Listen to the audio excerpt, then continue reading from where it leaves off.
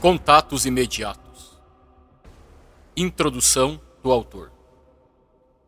Nos últimos anos, iniciou-se o que chamamos de transição planetária. Muitas coisas começaram a aparecer pelo mundo, e coisas que não eram faladas sobre, agora estão confirmadas. Tudo começou com a pandemia, que assolou o planeta por 2 anos inteiros, levando milhões de vidas terrenas. No meio da pandemia, estourou uma guerra, que até nos tempos de hoje pode se tornar uma guerra ainda maior. Os OVNIs avistados no céu eram mera ficção científica, porém, agora até o Pentágono criou um escritório específico para o estudo desses fenômenos. Nos últimos dias, tem se falado sobre o método certo de se abordar um alienígena, caso ele faça contato conosco. Em todos os lugares, há pessoas despertando para essa ideia. Pessoas abertas à espiritualidade, aceitando que existem outras dimensões além da nossa. Há cerca de um mês, houve o primeiro teste espacial da nossa própria defesa planetária. Uma sonda atingiu um meteoro, com a velocidade de 24.000 km/h, desviando-o de sua órbita. Isso mostrou que temos força para desviar um meteoro, caso ele entre em rota de colisão com a Terra. As inteligências artificiais, criadas por empresas como Tesla e Google, são capazes até de replicar uma obra de arte inteira, muitas vezes melhor que o próprio artista. Falando disso ainda, teve aquele funcionário do Google que foi demitido, porque mencionou que a inteligência artificial em que ele estava trabalhando ganhou vida e começou a pensar como um humano. Para onde vamos daqui para frente? O mundo está tomando não só um caminho que a ficção científica escreveu em um passado, mas está tomando todos os caminhos juntos. Aparecimento de extraterrestres, máquinas mais inteligentes do que humanos, guerras nucleares e pandemia mundial. Tudo isso, um dia, foi ficção científica que, em cada obra, em cada filme ou livro, foi abordada unicamente. Mas no nosso mundo real, tudo está acontecendo ao mesmo tempo. E no pensamento dos artistas, qualquer história dessas levou ao apocalipse. Estamos no meio de algo muito grande acontecendo e que pode mudar a concepção da humanidade para sempre. Esse ano será 2023.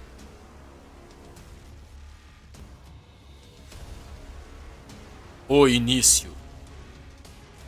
Tudo começou, para mim, em 2020, quando ouvi uma notícia de que o Pentágono estava preparando um dossiê sobre os últimos anos de avistamento de OVNIs.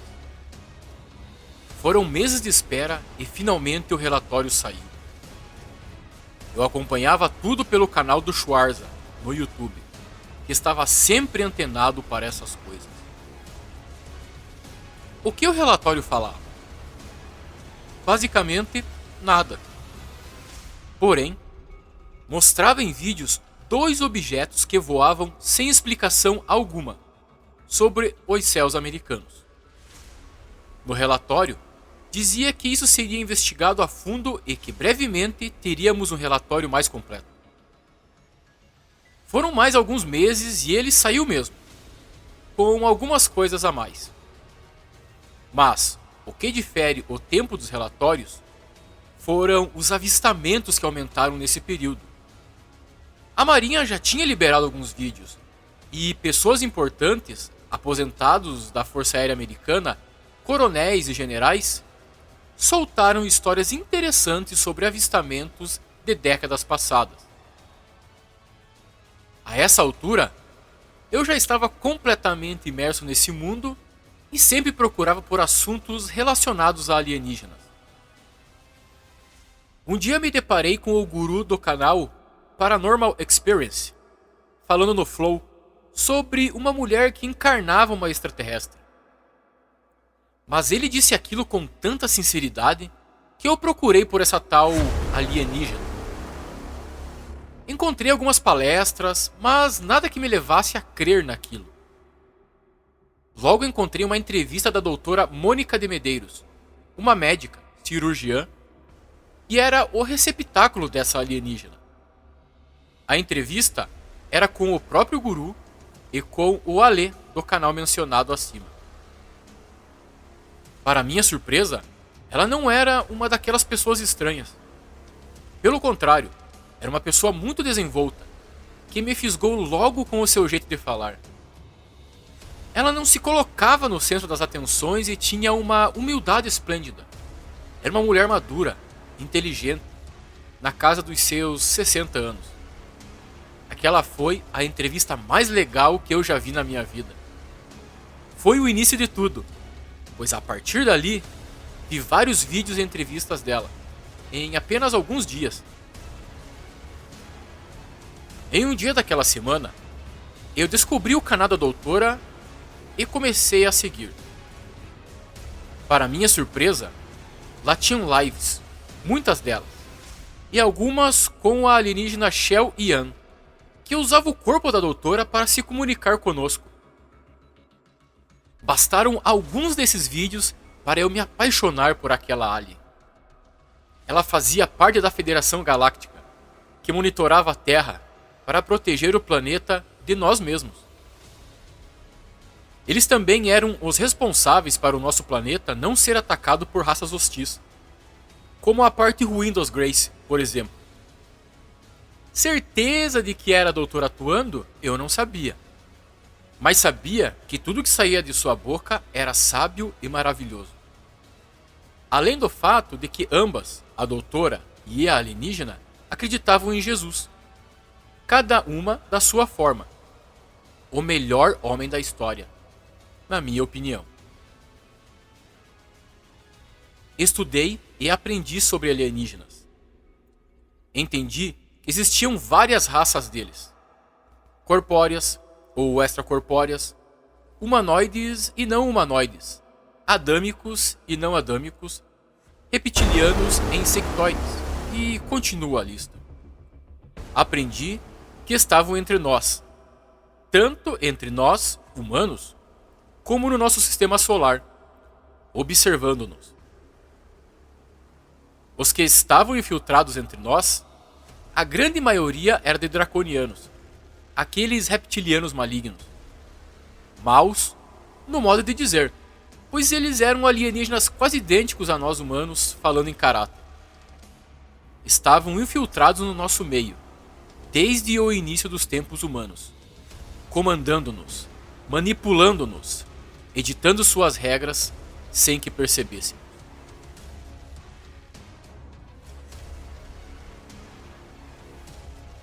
Avistamentos. Foram meses vendo vídeos sobre o tema alienígena. Esses caminhos foram se abrindo mais, até que esses assuntos começaram a chegar aos meus amigos, que começaram a me enviar vídeos sobre OVNIs. Eu não acreditava em menos do que 98%, e uns 2% eu ficava em dúvida se eram reais.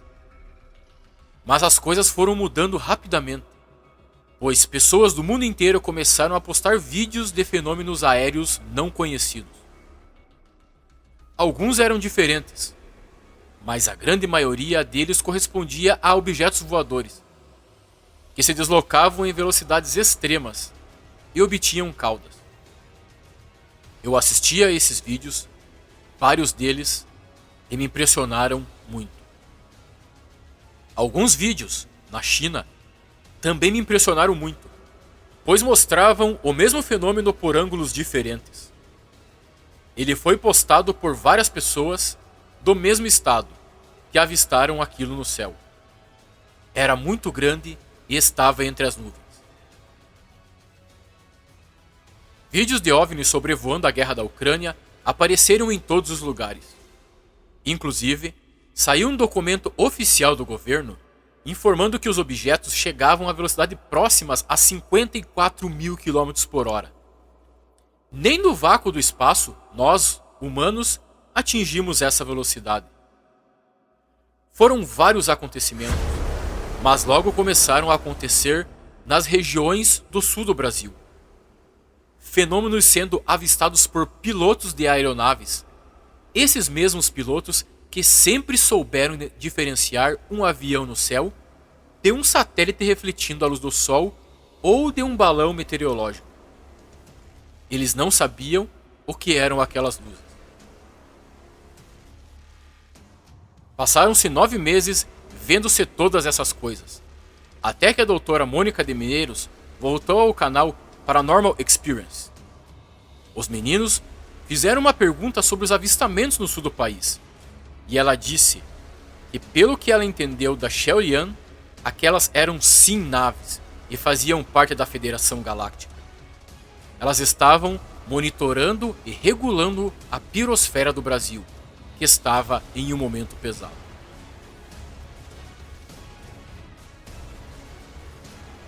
Contato.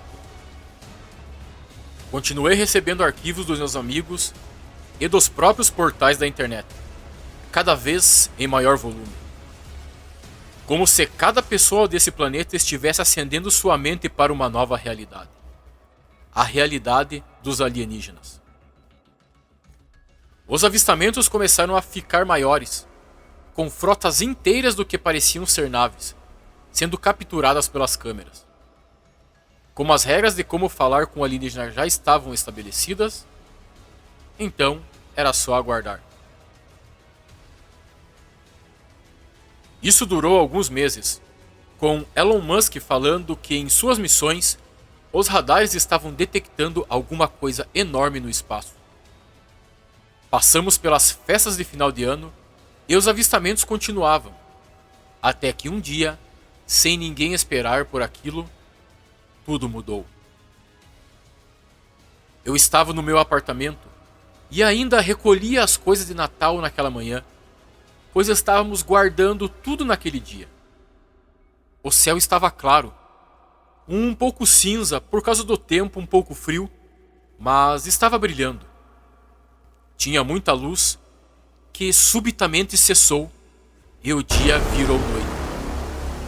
Pelo menos era o que eu via ao olhar para fora do meu apartamento do quarto andar, por entre a brecha que tinha na janela do meu filho. Coloquei a caixa de decorações que estava segurando sobre o móvel do meu filho e abri a janela. O que eu vi quase colocou tudo que eu estava em meu estômago para fora. Estava acima das nuvens, mas era tão imensamente gigante que cobria tudo o que os meus olhos podiam ver. Tinha luzes azuis em vários lugares.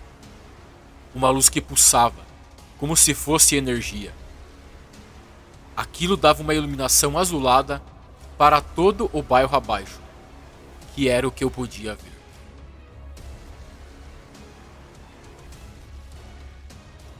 Entendimento do caso. A nave era muito grande, parecia não ter fim.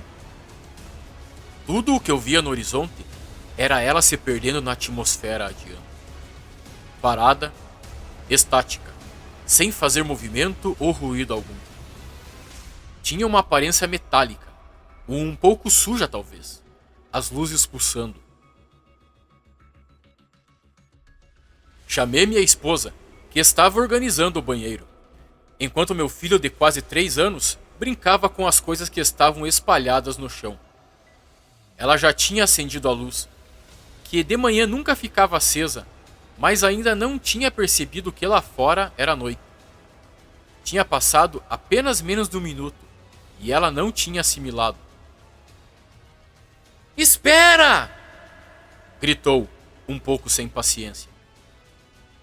Mas meu filho veio. Ele entendeu meu tom de voz. Nesse momento, eu já estava na sacada, olhando para fora. Ele se aproximou de mim, e quando olhei para ele, ao meu lado, pequeno e inocente, percebi que ele estava mais impressionado do que assustado. "São amigos de outro mundo, filho", eu disse. "Você sabe o que isso quer dizer?" Ele balançou a cabeça, afirmando que sim, Então voltamos a olhar a nave gigante, pairando no céu do nosso planeta. Nossa, como está escuro aqui! Minha esposa chegou falando, quando se deparou conosco olhando a nave na varanda. O que é isso? O que eu tô te falando há um ano que iria acontecer. Não é possível! Não pode ser verdade! Você não está vendo? Essa sua mania de não acreditar numa coisa que seus olhos estão vendo. Olha aí! É uma nave mãe gigante. Vamos torcer apenas para que sejam amigos. Ela saiu da sacada. Aonde você vai? Perguntei. Ligar a televisão. Ela fez isso rápido, colocando na maior rede de televisão do país. A notícia urgente já tinha começado.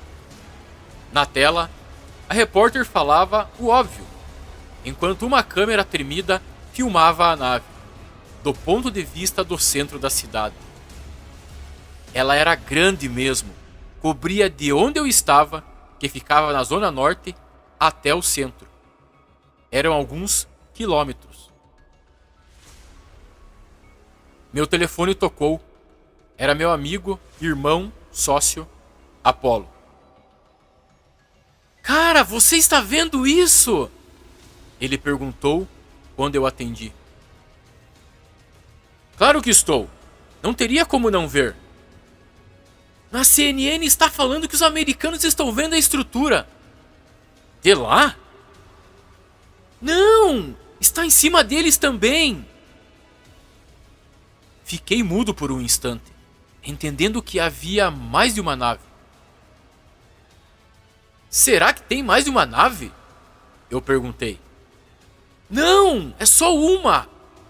Ela só é grande demais mesmo. Você está louco? Coloca na CNN então. Eu coloquei, e pelas próximas horas, a televisão ficou ligada como não tinha ficado há muito tempo. A nave era tão grande que foi calculada com mais de 2 vezes o tamanho da Lua. Estava sobre a América do Sul, do Norte, África e seguia pela Europa. O único continente que tinha uma parte descoberta era a Ásia. Em alguns lugares do globo, a nave estava mais próxima e em alguns lugares mais distante. Pelo que dava para ver das filmagens divulgadas nas redes globais e pela internet, é que a nave tinha uma forma de disco e não parecia se curvar para acompanhar a curvatura da Terra. A parte central da nave, que era a que estava mais encostada no globo, estava sobre o México. Então a América Central, do Norte e do Sul seriam o ápice de um ataque, caso ele existisse.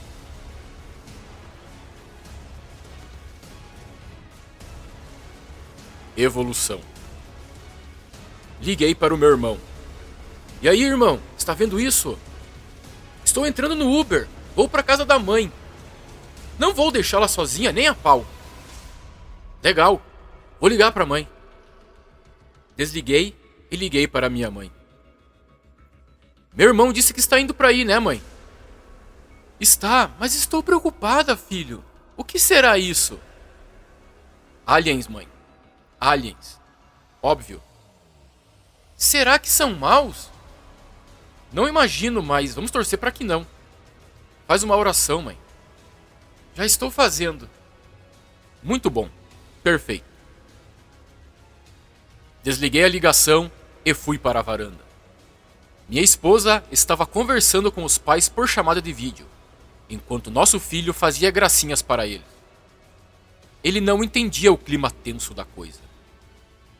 Passamos o dia em função daquilo, vendo se algo mudava. Todos os veículos de comunicação se sentiam tão ignorantes quanto nós. Almoçamos e jantamos vendo televisão naquele dia. Normalmente colocávamos nosso filho para dormir às 8 horas da noite, mas naquele dia o horário avançou. Já eram 21h30 quando minha esposa, sentado no sofá, falou para mim: "O que vamos fazer?" Olhei o pequeno brincando com os carrinhos no tapete da sala. "Seguir com a nossa vida. Vamos esperar o quê? Um anúncio oficial de algo?" Minha esposa concordou comigo. Então demos banho no nosso filho e o colocamos para dormir. Deixamos a porta do quarto entreaberta, como ele gostava. Eu fiquei acordado, mas a minha esposa foi dormir também.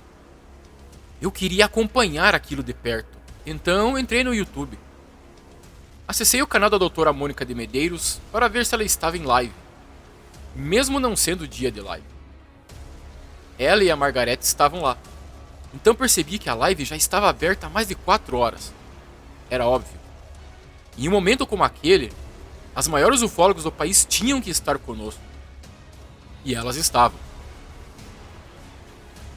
Voltei às 4 horas de live para acompanhar de perto, pois, com certeza, a Cheyenne falaria algo que estivesse acontecendo do outro lado.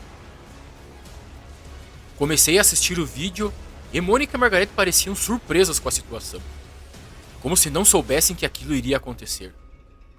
Aquilo me deu um frio na barriga, pois se fosse alguma nave da Federação Galáctica, com certeza elas saberiam. A Mônica começou dizendo, com aquele jeitão dela, que aquilo não era coisa da Federação. Quase vomitei, pois eu não confiava em qualquer tipo de alien que não fosse da Federação Galáctica. Afinal, meu último ano foi ouvindo falar deles todos os dias, e eles eram os bonzinhos.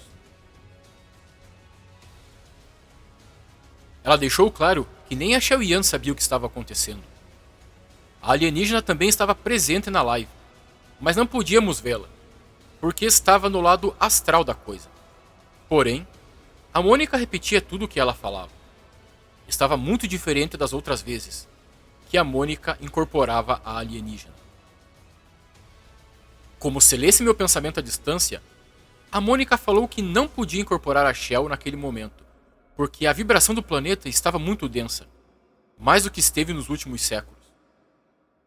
Através de Mônica, a alienígena nos falou que a nave da Federação estava à escolta da nave, até então hostil, mas que ela era realmente muito grande. Pelo menos umas 10 vezes maior do que a nave da Federação. A Cheyenne também disse que não conhecia nenhum tipo de design parecido com aquele. Não pelo menos dentro de nossa galáxia, que era também o limite para a Federação. Nem eles conheciam seres de outras galáxias. Durante a live, a Cheyenne ia nos atualizando, falando que a Federação tentava contato com os hostis, mas sem sucesso. Ninguém respondia, e a nave não emitia som algum, como se nada dentro dela se mexesse. Pelo menos, essa era a leitura que os computadores da Federação faziam da nave. Intervenção. Passei a noite toda vendo lives, enquanto a televisão estava ligada na CNN. Mas em todos os lugares era a mesma coisa, sem movimento. Já fazia mais de 20 horas que aquela nave tinha chegado e ela ainda estava ali, fria e azul, por causa de suas luzes, tampando a luz do nosso Sol. Comecei a pensar se não haveria nenhuma tentativa de comunicação de alguma nação do mundo. Mas como eles a fariam? Mandariam um foguete para interceptar uma nave alienígena do tamanho de um continente a 50 mil metros de altura? Naquele momento, eu não via solução alguma. A possibilidade de uma bomba nuclear, mesmo que ela fosse altamente poderosa, poderia apenas irritar o que quer que estivesse ali, pairando sobre nós. Esperar seria o mais inteligente que qualquer um poderia fazer naquela situação. Enquanto minha família dormia, um som avassalador irrompeu pelo que parecia ser por todos os lugares. Era muito alto, como de uma corneta gigante, na nota mais grave que uma corneta poderia soar. Meu filho acordou aos berros.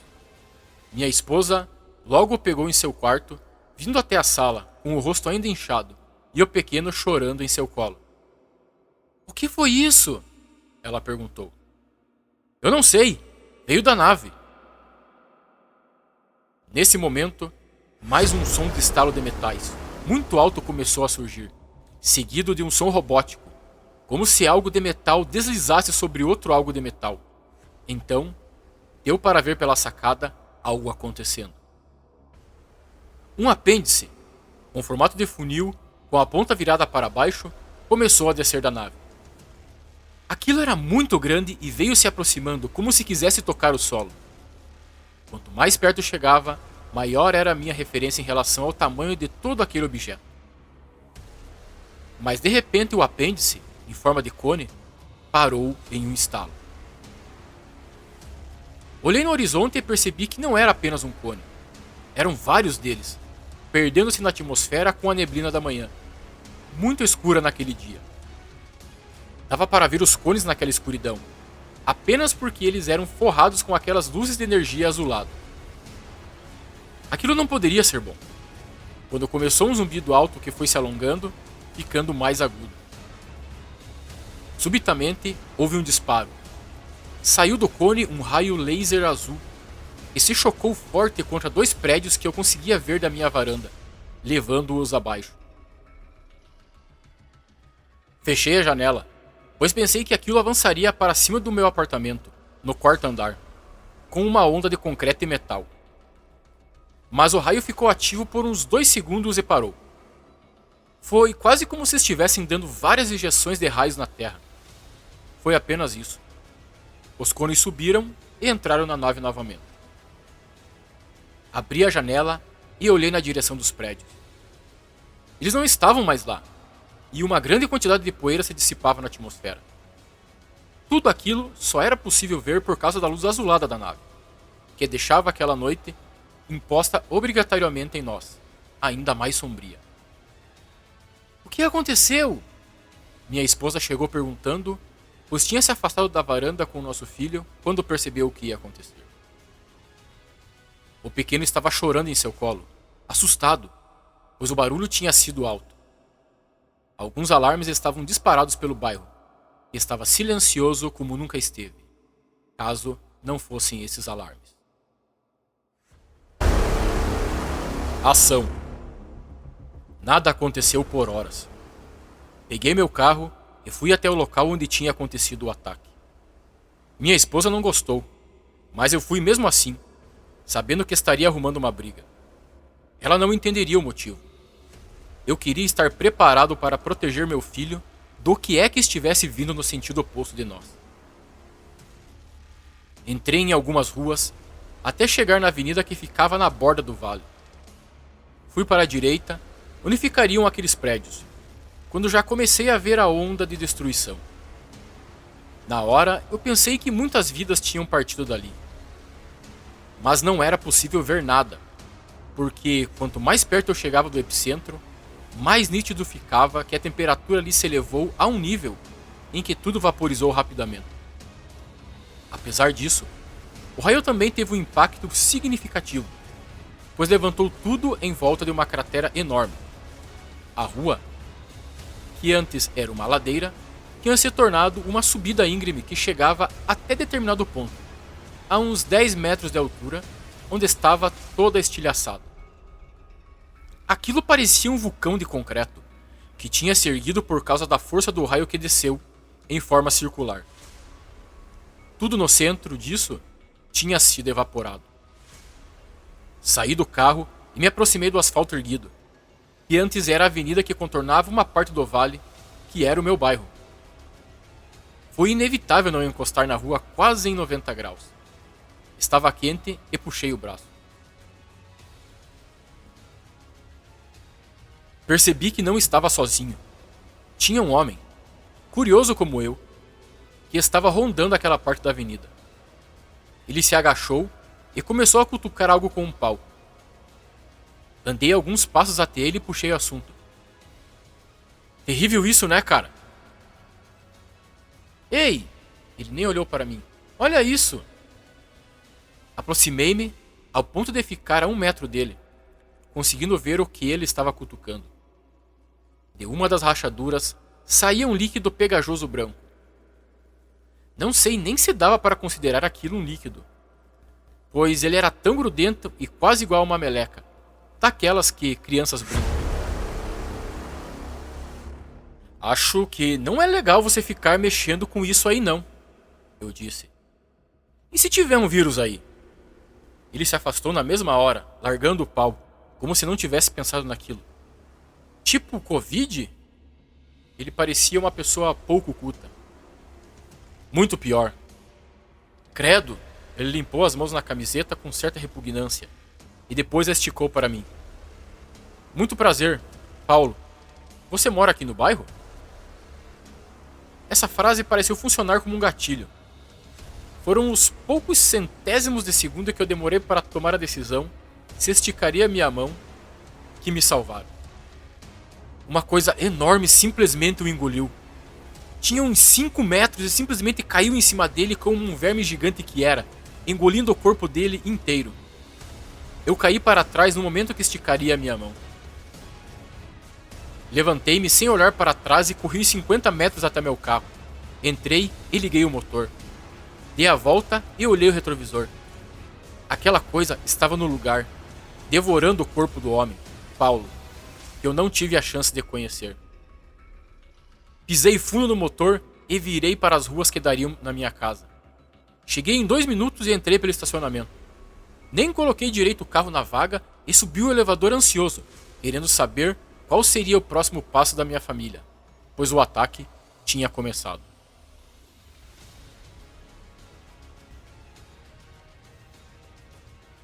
Decisão. Entrei em casa rápido. Minha esposa percebeu que eu estava ansioso. O que foi? Ela perguntou. Fudeu! Essas coisas não são nossas amigas. Ah, só agora você percebeu? Olhei para ela. Eu vi algo acontecer. Uma criatura engoliu um cara inteiro. O quê? Não entendi. Exatamente isso. Uma criatura engoliu uma pessoa de uma vez só. Meu Deus! Ela pegou o nosso filho no colo. Que tamanho tinha essa criatura? Não sei, uns 5 metros, eu acho. Estou com medo real. É a primeira vez na minha vida que eu me sinto perdido assim, sem saber o que vai acontecer. Ela respirou fundo. Eu também não sei o que podemos fazer. Carro, carro! Nosso filho disse, querendo ir para o chão brincar. Minha esposa o colocou no chão e continuamos conversando. De repente, um som irrompeu lá fora, como o som de um animal. Era muito alto, agudo e grave ao mesmo tempo. Com certeza, era coisa daquelas criaturas. Aquilo apertou meu estômago, pois parecia que eu estava no meio de um filme, de tão inimaginável o que estava acontecendo. Deixa eu olhar. Minha esposa abriu um pouco a janela. Não! Tirei ela de lá e fechei o vão. E se eles nos virem? Eu vou olhar só um pouco. Não faz isso! Para de ser besta. Vou abrir apenas 1 centímetro. Então ela se aproximou da janela e, com cuidado, abriu apenas um pouquinho. Encaixou o olho naquele buraco e começou a procurar por algo. Ela se afastou da janela do nada com a mão no peito. Eu vi alguma coisa. O que você viu? Eu me aproximei da janela para olhar, mas não vi nada. Não sei, era rápido, ela falou. Procurei com os meus olhos, quando um som me fez ir para a posição certa e então eu vi aquela coisa uivando para as luzes da nave acima. Era de fato um verme gigante, com a boca forrada de dentes. Deu para ver bem, porque a luz estava bem em cima dele. Olha! Dei lugar para minha esposa. Quando ela viu, colocou a mão no peito e continuou olhando pela fresta. Que negócio nojento é esse? Ela perguntou. Eu não sei, mas sei que ele engole um humano numa bocada só. O que vamos fazer? Eu não sei. Você não tem que trabalhar, né? Ela disse, fechando a janela. Não, a empresa não está funcionando. Tem água e comida o suficiente na geladeira? Suficiente para quanto tempo? Não sei, 1 semana, 2? Como eu vou saber? Que merda é isso que tá acontecendo? Não era você que amava os aliens? Eu amo, mas amo os bonzinhos. O que vamos fazer? Ela perguntou, como se esperasse algum tipo de resposta milagrosa. Será que o mercadinho está aberto? Eu perguntei isso. Ela entendeu que não tínhamos o que fazer. Eu acho que não. Temos que estocar comida e água. Vou tentar. Vai que o dono deixou aberto para tentar lucrar o máximo possível. Eu fui de carro, mesmo sendo no quarteirão do lado, pois queria ter um plano B. Mas quando eu cheguei, o mercadinho estava aberto. Eu tinha certeza, pois aquele mercadinho não fecharia nem se estourasse o apocalipse. Estacionei meu carro e percebi que o movimento estava grande. A vibração pesada, mas muita gente entrando e saindo. Entrando no mercadinho, deu para ver que as coisas estavam acabando. Comprei tudo o que eu precisava em 10 minutos. Água, leite, arroz, feijão e enlatados. Poderia pegar bastante, mas sabia que outras famílias precisariam também. Então deixei. Mesmo assim, peguei muita coisa. O suficiente para umas 2 semanas. Havia coisas em casa para mais uma semana. Então teríamos quase um mês garantido. Pensando bem, para uma ocasião como a que estava acontecendo, em que estávamos completamente no escuro para um futuro, era pouca coisa. Mas eu era otimista. Nos 15 minutos que fiquei fora, não vi vestígios daquelas coisas. O dono do mercadinho também não viu. Nem sabia do que eu estava falando, fazendo-me pensar se tinha só uma daquelas coisas por aí. Entrei no carro e fui para a avenida. Olhei no retrovisor e quando meu campo de visão pôde ver o mercado todo, quase não pude acreditar naquilo que eu estava vendo. Uma daquelas coisas estava sobre o telhado, como se rondasse e raciocinasse sobre aquilo que estava abaixo dela. Ela uivou para as luzes no céu e pulou para o mercadinho, exatamente no local onde o dono ficava sentado. Não consegui ver o que aconteceu. Apenas pedi para que Deus os protegesse e fui para minha casa. Entrei no condomínio o mais rápido que eu pude e subi para casa. Minha esposa e filho estavam sentados no sofá. Ela tinha colocado um desenho para ele ficar mais calmo. Eu escutei o uivo. Ela caminhou até mim e me abraçou. Fiquei com medo. Não precisa. Você sabe que eu sou o homem mais forte do mundo. Ri para acalmá-la.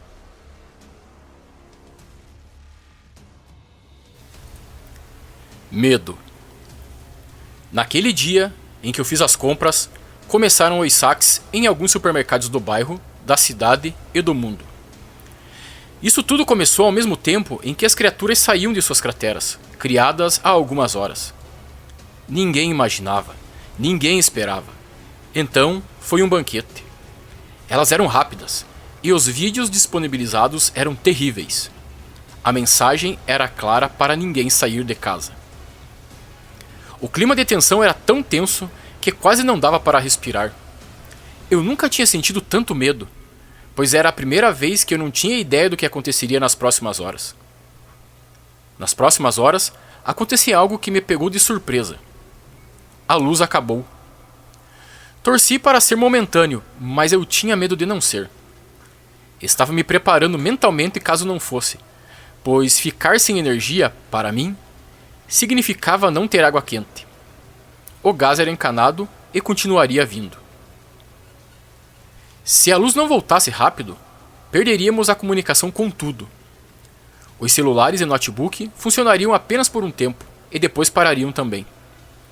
Não daria para nos atualizarmos de como estava o mundo lá fora. Naquele momento, eu tive um medo avassalador e senti raiva, muita raiva.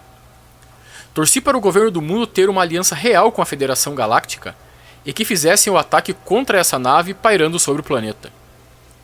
Não me atualizei no canal da Mônica de Medeiros nas últimas horas, porque precisava guardar a bateria do celular. Porém, uma olhada rápida era importante. Abri o link de seu canal no YouTube. a última live que tinha rolado foi a que eu vi. Nosso medo real começou naquela semana. Eu e minha esposa tomamos banho frio no primeiro dia, mas aquecemos a água no fogão para o garoto. Nos dias seguintes, eu enchia o balde azul para meu filho tomar banho com água morna e íamos nos lavando com ela, pois estava frio para um banho frio. A cada dia, a temperatura caía mais. O celular da minha esposa durou mais tempo ligado, mas depois perdemos a comunicação com todo mundo. Antes de todos os aparelhos desligarem, combinamos com nossas famílias que a regra era não sairmos de casa para nada, apenas para alguma emergência crucial. Não existia noite. Tudo era noite. O tempo todo era noite. Aquelas criaturas foram saindo e aparecendo em maior quantidade. Não era possível saber se elas podiam ver, sentir cheiro ou ouvir. Ficávamos a maior parte do tempo quietos e tentávamos fazer todas as vontades do nosso filho, para que houvesse o mínimo de choro possível. Vez ou outra escutávamos o choro de alguma criança, pois o silêncio era aterrorizante. Nossas coisas começaram a acabar na segunda semana e algumas das guloseimas que o garoto gostava, como o chocolate sem açúcar, não tinha mais. Quando ele lembrava e pedia, tinha choro em seguida. Então os choros foram aumentando com o tempo. Uma criança com menos de 3 anos de idade não entende as coisas, e meu filho também não entendia. Totalmente normal, mas era uma coisa que nos deixava aflitos, pois sabíamos que ele estava aflito de não poder mais descer e brincar no parque, ou mesmo assistir a um desenho. Tínhamos velas, mas não as acendíamos nunca. Eu e minha esposa resolvemos que aquilo poderia nos mostrar ali e poderia atrair uma daquelas coisas. Porém, a falta de luz não era completa. As luzes da nave iluminavam tudo, um pouco mais do que a lua. Então, mesmo que azulada, a luz que estava em casa pela varanda era suficiente para conseguirmos nos locomover em casa e fazer as coisas. Eu notava minha respiração ofegante, pois era cansativo ter que ficar quieto, com medo, sabendo que as coisas em casa iriam acabar. Eu não tinha um plano para o que fazer depois. Comecei a raciocinar comigo sozinho, sem avisar minha esposa e filho. Deixei que eles comessem o que precisassem, mas eu reduzi pela metade minha ingestão de comida e água. Eu sabia que poderia viver tranquilamente com aquilo, pois nunca fui muito de beber água. Porém, ainda comia o suficiente para me manter forte, pois se eu precisasse proteger a minha família, estaria apto a fazer isso. Fiz artes marciais a minha vida inteira. Sempre fui um cara inteligente e forte, e talvez eu tivesse que usar isso nos próximos dias se quisesse sobreviver, e fazer a minha família sobreviver.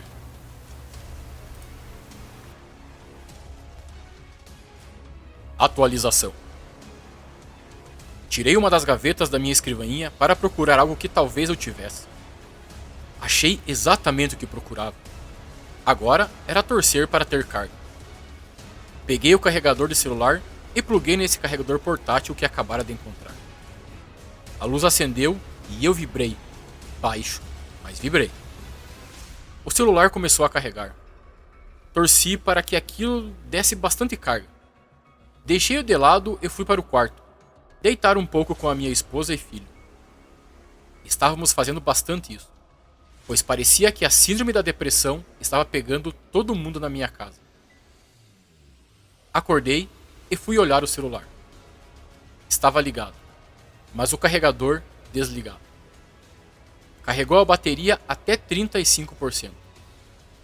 Era o celular da minha esposa, então, se não fosse utilizado, poderia durar até 2 dias. Mas eu precisava saber de coisas, e a primeira delas foi ligar para minha mãe e irmão. Sem sucesso. Depois, para os meus sogros. Também não consegui. Nesse caso, fiz o que estava ao meu alcance para saber as coisas do mundo. Entrei no YouTube e com sorte ainda funcionava a internet. A primeira página do portal só falava sobre a invasão. Lá, com certeza, era um lugar que depois de quase 2 semanas teriam milhares de atualizações. Mas eu precisava das que tinham saído nos últimos minutos. Notei alguns tipos de notícias. Saques estavam ocorrendo pelo mundo. Enquanto saqueavam, pessoas eram atacadas por esses vermes gigantes, que pareciam estar em maior número. Em outros lugares, os bairros estavam tão vazios quanto cidades fantasmas. Não sei se era pela falta de população ou porque todos estavam escondidos. Uma notícia falava que a concentração maior de vermes estava localizada nos centros das cidades. Nesse momento, uma câmera filmou a Praça da Sé, onde ficava localizada uma grande quantidade de moradores de rua. Na legenda do vídeo mostrava vídeo gravado em 10 de janeiro. Desse ponto de vista, vinha um helicóptero, e a primeira coisa que eu vi foram as copas das árvores cheias de vegetação. De repente, um homem passou correndo de uma copa a outra. A seguir, um daqueles vermes passou atrás dele, só que 5 vezes mais rápido. Até aquele momento, eu não sabia que eles poderiam ser tão velozes.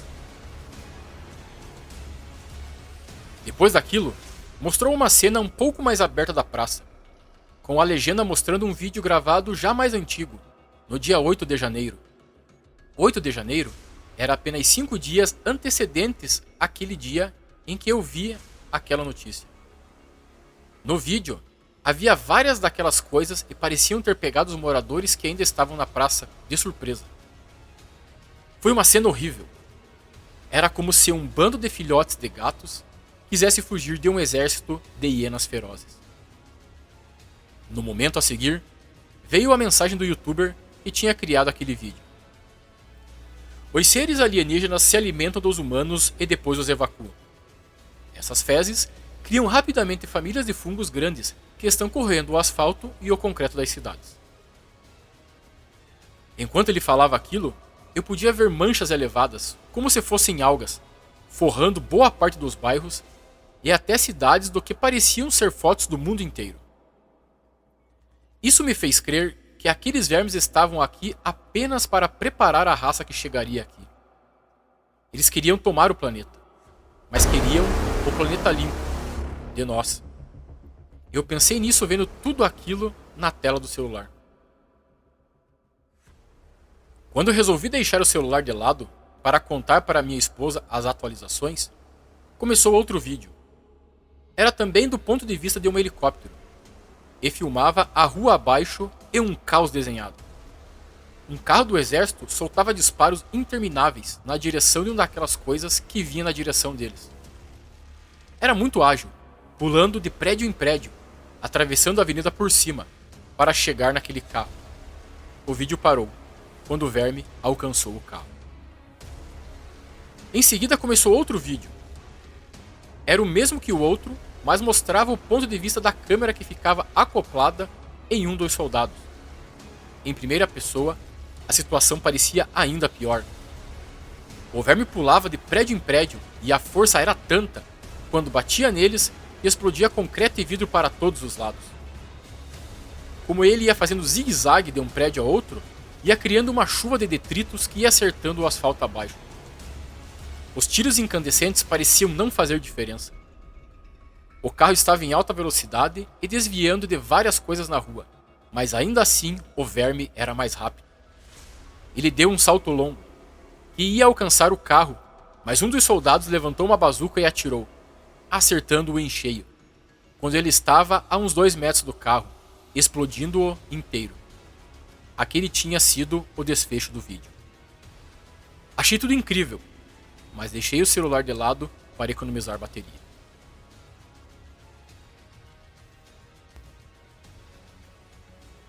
Contato. Quando desliguei o celular e sua luz apagou, percebi que estava mais escuro do que o normal. Notei um som pegajoso e senti uma pontada no estômago, quando entendi sua origem. Tinha um daqueles vermes rastejando sobre o vidro que fechava a minha varanda. Ele era tão largo que quase tampava por completo a luz azulada que vinha de fora. Saí dali fazendo o menor barulho possível e fui para o quarto, onde dormiam minha esposa e filho naquele momento. Chamei minha esposa sem fazer alarde. Só dava para perceber que ela acordou porque ela se movimentou. Como a luz fazia falta. Não faz barulho. Tem um daqueles vermes rastejando nas paredes do nosso prédio. Falei baixinho. Aqui? Ela perguntou, assustada. Sim, fica quieta. A luz voltou a entrar pela varanda. Dava para ver do ponto de vista de onde eu me encontrava no quarto. Isso queria dizer que o verme já tinha passado pelo meu apartamento. Mas será que ele estava rastejando nas paredes do meu prédio ainda? Eu sabia que estava. De repente, o prédio tremeu, junto com um barulho alto. Para mim, era óbvio que aquelas coisas estavam se batendo contra o prédio. Vamos, temos que sair daqui, eu disse. Minha esposa estava com os olhos bem abertos de medo, enquanto meu filho o acordava gritando. Isso com certeza atraiu aquelas coisas, pois mais uma vez ela se bateu contra o prédio, e foi mais alto e mais forte dessa vez. Vamos! Peguei nosso filho no colo. Temos que sair daqui rápido, essa coisa vai derrubar o prédio. Minha esposa se levantou rápido da cama. Eu pedi para ela colocar um tênis. Já estando de meia, apenas o calçou rapidamente. Eu já estava com o meu. Peguei o do nosso filho, que ficava perto da porta do quarto dele, e corremos para a porta do apartamento. Ele chorava muito no meu colo. Antes de sair, vi a coisa nos observando pelo vidro da varanda. Ela tomou o impulso e se colocou para dentro do apartamento, estourando vidro e concreto com o seu corpo forte. Quando saíamos pela porta, com o choro do garoto no limite, a criatura já tinha sua cabeça cheia de dentes nas dependências da sala e seu corpo ainda nem tinha entrado totalmente no prédio. Antes de sair pela porta, minha última visão foi ela destruindo minha mesa de jantar, enquanto tentava se arrastar pelo meu apartamento, que era um espaço muito pequeno para ela, para tentar chegar em nós. Corremos pelo hall do elevador quando o verme atravessou a parede atrás de nós como um ônibus desgovernado. Minha esposa gritou, mas eu me mantive firme, segurando nosso filho, e fomos direto para a escadaria do prédio. Pela primeira vez em uma semana eu vi alguém, além da minha família. Outra família descia correndo as escadas, aos berros também. Seguimos atrás e chegamos em segurança ao térreo. Fui para a área externa do condomínio e lá já tinham algumas famílias. Olhei para cima e vi 3 vermes invadindo o prédio abruptamente, utilizando suas forças para isso. Afastamo-nos rapidamente, pois começava uma chuva de detritos que não acertaram ninguém, pois todas as famílias se afastaram. Alguém puxou o portão que dava para a rua e sem eletricidade, ele estava apenas encostado. Todos saímos por ele e demos de cara com a rua, quase deserta, se não fossem pelos vermes que víamos agora em grande quantidade. Eles também nos viram, pois éramos cerca de uns 20 humanos fazendo barulho, correndo e gritando. Os vermes, que estavam em todos os lugares, começaram a vir nas nossas direções, rápidos, pois eram ágeis. Fiquei sem saída. Alguns vizinhos correram para lados opostos e foram abatidos por vermes que não estavam em nossos campos de visão. Abracei minha esposa e filho, pois sabia que aquela seria a última vez que os veria. Os vermes estavam se aproximando. Fechei os olhos e os abracei mais forte, escutando o choro dos dois. Quando surgiu uma luz que meus olhos fechados notaram. Abri-os e olhei para cima, vendo algo mais claro que o sol.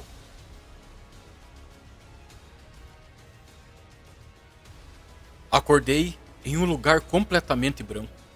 Minha esposa e filho estavam do meu lado, dormindo.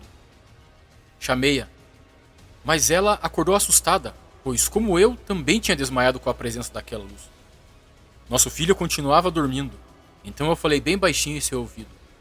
Filho, acorda, papai e mamãe estão aqui. Então ele abriu os olhinhos calmamente e se sentou no meu colo, coçando suas pálpebras com as costas das mãos. Nesse momento, percebi que outras famílias também despertavam ao nosso redor. Eram muitas delas, mas as que estavam mais distantes estavam mais desfocadas por algum motivo. Quanto mais próximos, melhor ficava a visibilidade da pessoa. Ao longe, vi duas figuras se aproximando, uma baixinha e a outra muito alta.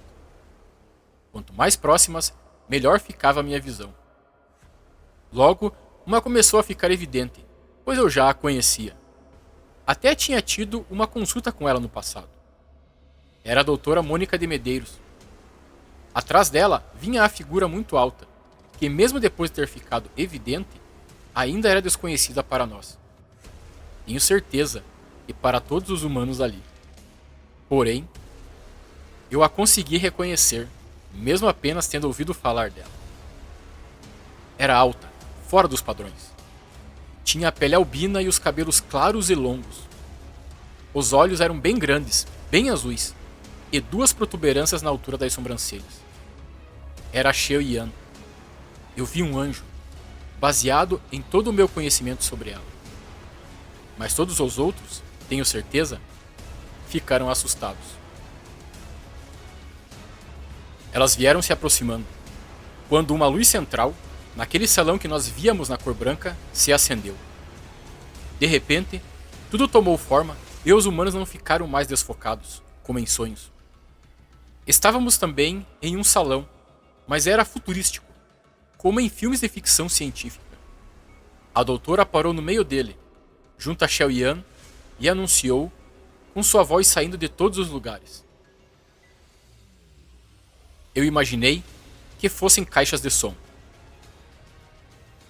Olha, pessoal, era exatamente assim que a doutora começava todas as lives. Meu nome é Mônica de Medeiros, e essa gigante atrás de mim é a Xiao Yan. Sei que vocês não me conhecem e nem a ela, mas tenho um anúncio a fazer. Fomos salvos.